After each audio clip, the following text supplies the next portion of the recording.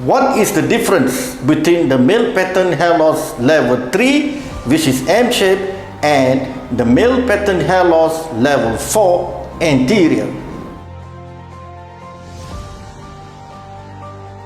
For men, the M shape is known as male pattern hair loss level 3.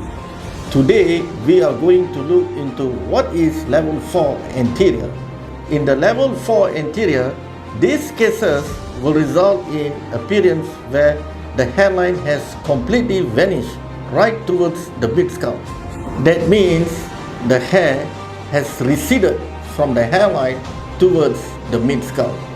This will make the individual visually look older than his actual age.